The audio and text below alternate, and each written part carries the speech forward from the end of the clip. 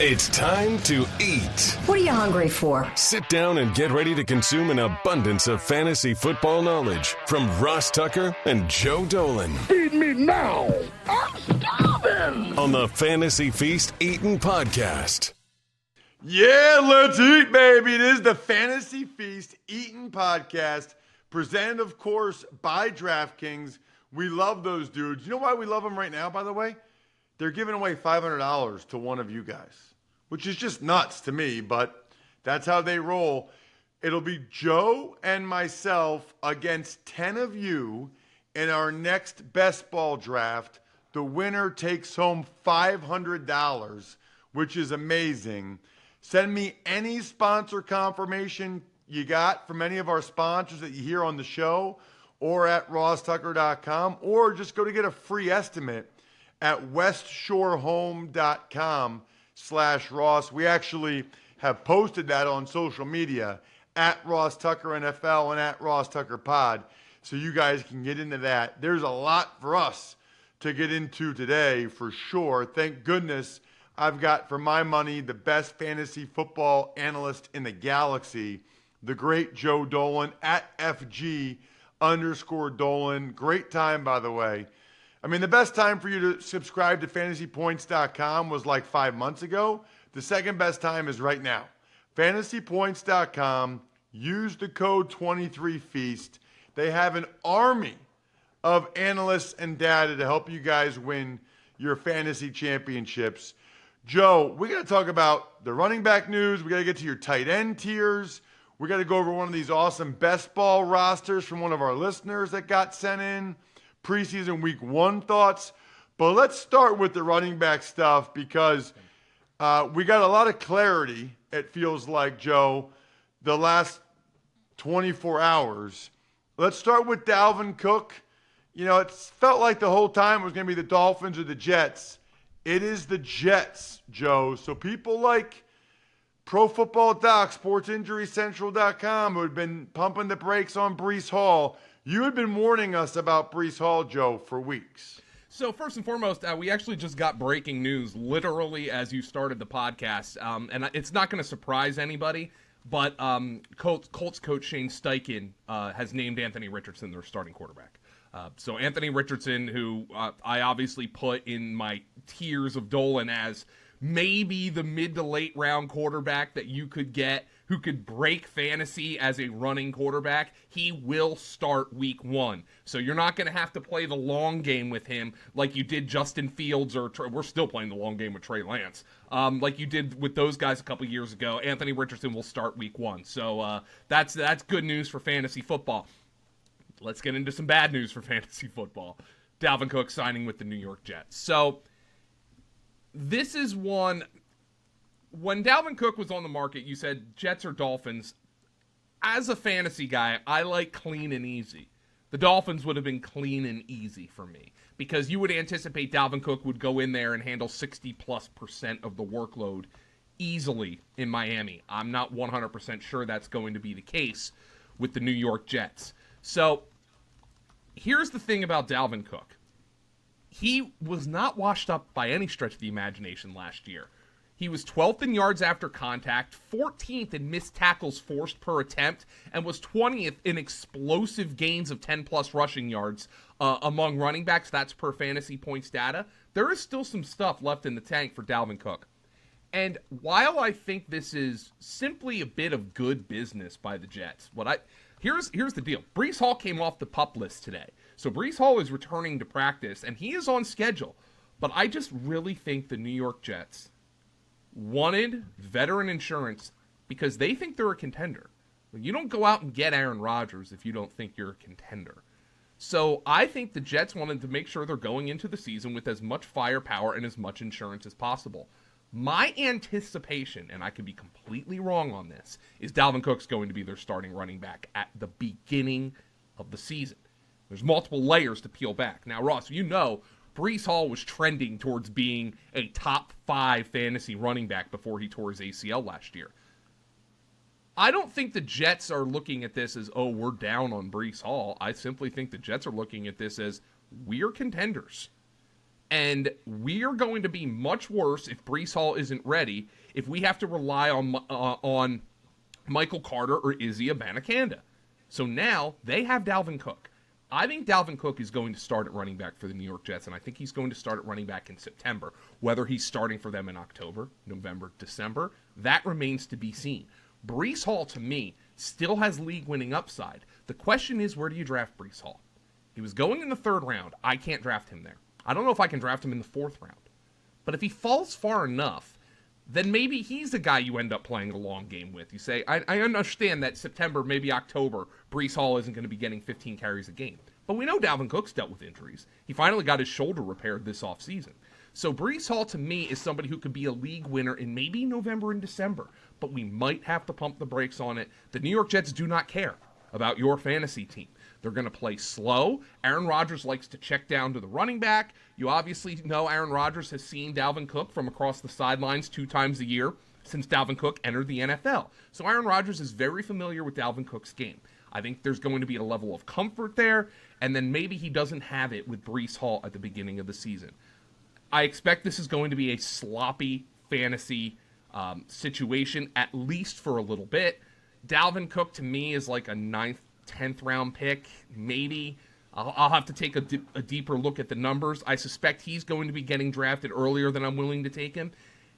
Breece Hall, I think people might be panicking about this move. So I wonder if people are going to let Breece Hall fall far enough where it's going to be advantageous to take him. But I do not anticipate Breece Hall being somebody who's going to come out and set the world on fire in September. And there could be a buy low opportunity on Breece Hall midseason. I think there's certainly a buy low opportunity on Breece Hall right now for Dynasty, because Dalvin Cook might not have a ton left in the tank because of all the injuries that he's dealt with. Fascinating situation, but this one has become very sloppy from a fantasy football perspective. I just think it's good business by the Jets. Unfortunately, it affects us negatively. To me, Joe, there was 2 big winners from the moves yesterday. One is Devin Achane, the small rookie running back for the Dolphins. The other is Deuce Vaughn, the small rookie running back for the Cowboys. Because to be honest with you, this whole time, Joe, I kind of thought Zeke Elliott was going back to Dallas to pair with Pollard, but that's no longer the case. He is now going to back up Ramondre Stevenson in New England. Your thoughts? See, now this is one. 2 veteran running backs signed in 2 different spots yesterday, and one was, to me, problematic for fantasy. The other was not. That's Zeke Elliott signing with the New England Patriots. I am not moving Ramondre Stevenson down my board much. So let's look at the facts here. Ezekiel Elliott, he's a good pass protector. I understand that. He was still good at the goal line last year. I understand that. Those are 2 things that are a little worrisome for fantasy. I'm not saying there aren't going to be times when Ezekiel Elliott comes into the lineup and scores a touchdown after Ramondre Stevenson did all the work getting the Patriots down the field. I'm not saying there aren't going to be those situations where we're sitting there on a Sunday and we're like, wait a minute, Ramondre Stevenson just caught 3 passes for 33 yards on that drive, and Zeke Elliott's the guy who gets to fall backwards into the end zone. That's going to happen, and it's going to happen a couple of times. But here's the thing. Ezekiel Elliott is historically a good receiver, Ross. He was washed in that department last year. Per fantasy points data, among running backs with 50 or more routes run last year, Zeke was 84th of 89 at 0.48 yards per route run. Ramondre was at 1.38. So Ramondre was virtually 3 times as efficient a receiver as Ezekiel Elliott was last year.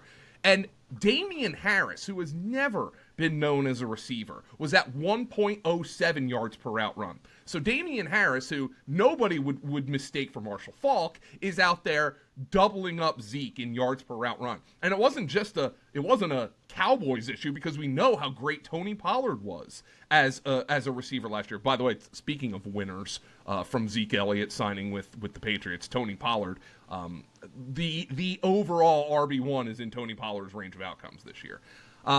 So Ramondre Stevenson. Wait, say it again, Joe, about Tony Pollard? Tony Pollard has the overall running back 1 in his range of outcomes. Now, I'm not drafting him as the RB1. I'm still drafting Christian McCaffrey or Austin Eckler or Bijan Robinson there. But Tony Pollard has the overall RB1 in his range of outcomes. So that is a saucy second-round pick. He might be borderline first round right now if you can get your paws on him. Now, this is not perfect for Ramondre Stevenson, but there's plenty of evidence that Zeke isn't even better than Damian Harris was last year. And Ramondre still had 1,000 rushing yards and caught 60 passes last year. Now, the problem is he had only 5 touchdowns last season. The Patriots, though, Ross, had a touchdown problem. They didn't score a whole lot of touchdowns. You might remember Matt Patricia was calling the plays. This year, they have a professional offensive coordinator in Bill O'Brien. And then I'm not trying to tell you Bill O'Brien is Mike Martz, but Bill O'Brien has a lot of success as an NFL play caller in the most important thing for an NFL play caller to do, score points. Bill O'Brien's had a lot of success doing that. Mac Jones, that entire offense regressed last year. I expect that entire offense to take a step forward this year. And I have it on very good authority from one of my Patriots guys. Bill Belichick loves Ramondre Stevenson. This is the exchange that we had in a text yesterday. I said, Zeke thoughts. He responded, needed. He'll vulture TDs and play some on third down, but still love Mondre. He's their guy. And I responded, so they love Mondre, meaning Ramondre Stevenson. His response was, yeah, Bill would kiss him. They love Ramondre Stevenson. This does not affect my love for Ramondre Stevenson. I still have him as a top 10 running back for fantasy. I cannot say the same about Breece Hall. A lot of fantasy drafts going on right now, Joe. Make sure you're drinking some Labatt Blue Lights with your friends and living life to the power of we. Always enjoy responsibly beer. Labatt USA, Buffalo, New York. All right, so Joe, before we get to your tight end tiers, it should be noted that DraftKings has a ridiculous offer for UFC 292 coming up this Saturday. Are you kidding me? Just download the DraftKings Sportsbook app now, use code Ross, and new customers can bet just $5 on UFC 292 to get $150 in bonus bets instantly. That is this Saturday, only on DraftKings Sportsbook with code Ross. Love me some UFC. Love me also some Tears of Dolan. Let's dive into the tight ends, Joe. And I love this. You said Justin Jefferson's elite in a tier unto his own. Now you gave Travis Kelce his own tier. This might be the second or third year in a row. It's not the elite tier. It's above the elite tier. It's the Kelce tier. Yeah, you could also say I've renamed the Gronk tier because I started doing this with my tiers when Rob Gronkowski was so far and above the rest of the tight ends in the NFL that he had his own tier. Look, Travis Kelce's the only tight end you can consider as a first-round pick. Mark Andrews isn't even close to that, in my opinion. Travis Kelce has his own tier. I don't think we need to break down how great he's been. He's basically broken fantasy football for like 3 years running. We have a stat at Fantasy Points. It's a fantasy wins above replacement stat, and he just laps the field because he's so much better than every other tight end. He is a first-round pick for fantasy. You know, we've had this discussion dating back to Rob Gronkowski. And it's, do you like your team when you draft a tight end in the first round? And oftentimes you just don't like looking at your team. But Kelce, if you think you can outdraft your peers in the rounds 2 through 15 or however deep your fantasy draft is, Travis Kelce gives you a massive edge on the field. Just absolutely massive. I understand he's getting older, which is another thing that might make you shy away from him. But the Chiefs very clearly believe he's still elite. That's why they were comfortable moving on from Tyreek Hill last year. That's why they didn't really go out and do a ton with Tyreek to replace Tyreek Hill this year. They haven't invested a ton in the wide receiver position, and that's because they think Travis Kelce is their number one. And the numbers, all of that bears it out. The future Hall of Famer is a first-round pick for fantasy football. The next tier is the elite tier, and it's only Mark Andrews. Yeah, Mark Andrews, I think very rarely are tight ends legitimate league winners. Mark Andrews was 2 years ago. He was a guy who I had on all of my best ball teams that went far in tournaments. He was a guy who carried me to winning a high-stakes league 2 years ago. And then last year, the injuries, the offense was broken, Lamar Jackson gets hurt, all these things go wrong for the Baltimore Ravens. But Mark Andrews is still their number one. The thing that keeps me from ranking him a little higher is I'm not 100% sure what Todd Monken's offense is going to look like. But, of course, Todd Monken comes from Georgia. Ross, you follow college football. What does Georgia have right now? What did Tight Georgia ends have last year? Brock Bowers. Darnell Washington, who would have been the top tight end on 99% of college football teams, wasn't at Georgia because they have Brock Bowers, who's going to be a first-round pick in the NFL draft next year. So Todd Monken knows how to use tight ends. The thing is, the Baltimore Ravens, for the first time in forever, actually invested significant capital into the wide receiver position. They drafted Zay Flowers in the first round. They spent $15 million, whatever the hell they gave Odell Beckham this year. That being said, Zay Flowers is a rookie. Rashad Bateman can't stay healthy. And Odell Beckham hasn't had a 100-yard receiving game in the regular season in this presidential administration. So there are a lot of reasons to be negative about the Baltimore Ravens receiving corps. Even though they invested in it, I still think Mark Andrews is their number one. Sub-elite, you've got T.J. Hawkinson and George Kittle, both of whom are dealing with little injuries right now, little ailments. Yeah, and so Hawk he came into Minnesota last year, and though his yards per route run was pretty low and his yards per target were pretty low, he was just getting peppered with targets by Kirk Cousins. I wonder if that's going to keep up with Jordan Addison being there, the rookie, but T.J. Hawkinson's the number 2 receiver on this team behind Justin Jefferson. George Kittle was a little bit difficult for me to categorize because there's a category after this where I think George Kittle could fit as well. The 49ers spread the ball around a lot, and there's going to be games, I think, where George Kittle is their number one receiver. The problem is, like you said, George Kittle can't stay on the field. He's gotten hurt year after year after year, but when he's out there, he can carry your fantasy team.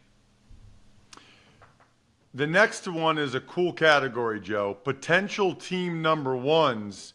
Kyle Pitts down in Atlanta with the Falcons. Darren Waller with the Giants. Darren Waller, he's up there, Joe, for some of the most hyped training camp practices I've seen in a while. I think he might be number one. And there were Giant beat writers who were saying the Giants had to take Waller off the field just so Daniel Jones threw the ball to somebody else. The thing about Waller and Pitts, though, is, of course, injuries. Waller's gotten hurt 2 years in a row. Pitts is still not moving at 100% as he recovers from knee surgery. So there are injuries here, but Darren Waller, if he's healthy, he is the Giants' number one receiver. Who else is it going to be? Paris Campbell? No, not going to happen.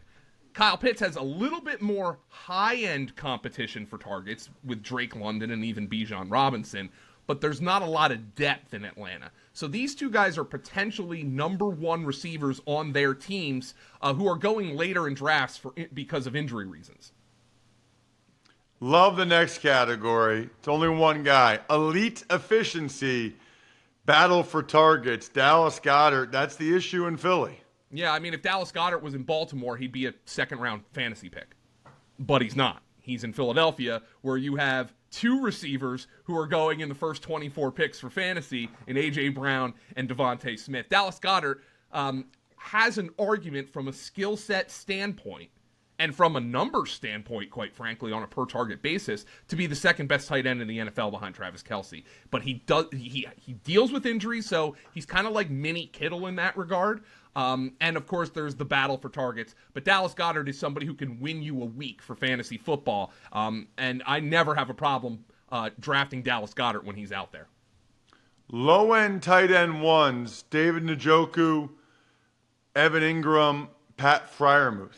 Yeah, these are guys who have competition for targets in obviously with Cleveland, Amari Cooper, and Elijah Moore. Elijah Moore might be number 2 in camp hype behind Darren Waller, by the way. So those guys they're battling for targets there. David Njoku had a breakout season last year, but it still wasn't a great fantasy season. He had some big weeks, but it wasn't overall a great fantasy season. Evan Ingram signed to a long-term extension. He was a great fantasy pick last year, but now there's more competition for targets in Jacksonville, obviously with Calvin Ridley arriving in town. And then Pat Freiermuth, he's almost like, I guess you could say he's kind of like the Steelers version of Dallas Goedert. The problem is the Steelers had a touchdown problem last year. They couldn't score, and that's where Pat Freiermuth is going to have to make his hay. And, of course, he's dealing for competition with targets with Deontay Johnson and George Pickens. Before we get to the breakout candidates category, Joe, I do want to make sure everyone strongly considers going to a preseason game and using the Game Time app to do it. It's so much less expensive than the regular season, especially if you have kids. I've got several buddies that did this and do this. In fact, I think I'm going to take my family to the Colts-Eagles game because I'm not broadcasting it on TV because it's on Amazon Prime. I mean, right now I'm looking at it. I can get into the Browns-Eagles, or you can, $24 Thursday night, Browns-Eagles. Regular season, like $200.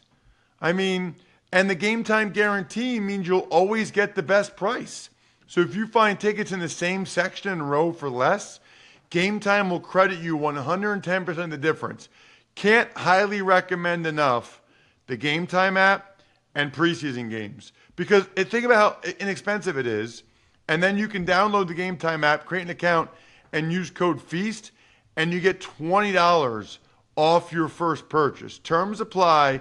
Again, create an account, redeem code FEAST for $20 off. Snag the tickets without the stress with Game Time. Download Game Time today. Last-minute tickets, lowest price, guaranteed. Joe, who are the breakout candidates? We got Chig Okonkwo down in Tennessee, Greg Dulcich with the Broncos, and a lot of Juwan Johnson love in New Orleans right now, too. Yeah, so Okonkwo is the one I'm most confident in because even though they signed DeAndre Hopkins there, he has the least target competition of this group. It's DeAndre Hopkins, Treylon Burks, and who else? Kyle Phillips? Nick Westbrook-Akina?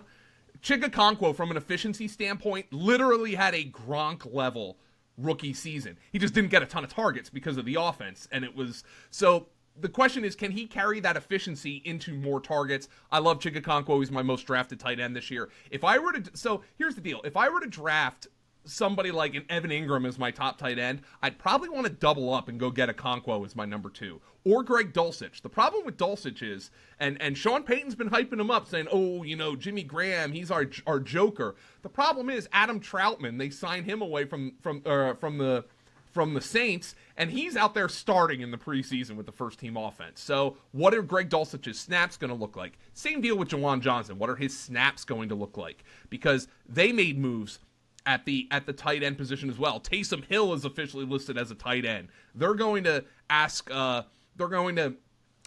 Hill to catch more passes this year, they say. So that's the problem with these guys. But Chig Okonkwo is my favorite breakout tight end of all of them. Boring but defensible. Dalton Schultz, Cole Kmet, Tyler Higbee, Gerald Everett. Yeah, Dalton Schultz, you can make an argument, is going to lead the Texans in targets, but average 9 yards per reception.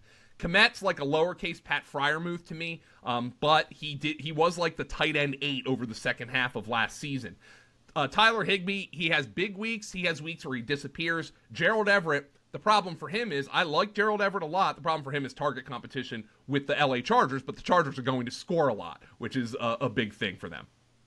Joe, we also have 2 rookies that look like they're going to have pretty significant roles. Sam Laporta in Detroit, Dalton Kincaid in Buffalo. The caveat, of course, being rookie tight end production is always negative. Well, not always negative, but it's a big step to overcome for these guys. If I had to prefer one, it is Kincaid, but Laporta has a very clear path to production this year.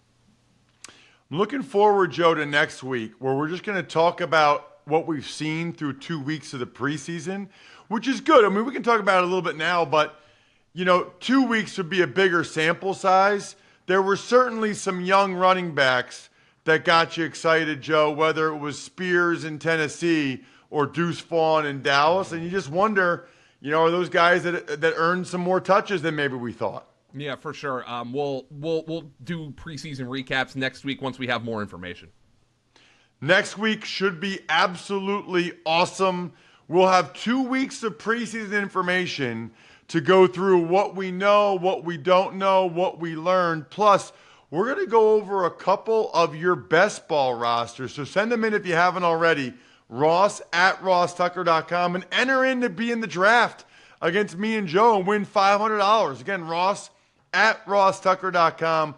Send me your sponsor confirmations or your free estimate at westshorehome.com/Ross. I'm stuffed. We're done. Thanks for listening to the Fantasy Feast podcast. Make sure to also subscribe to the Ross Tucker Football Podcast, Even Money, Business of Sports, and the College Draft. All available at Apple Podcasts, rosstucker.com, or wherever podcasts can be found.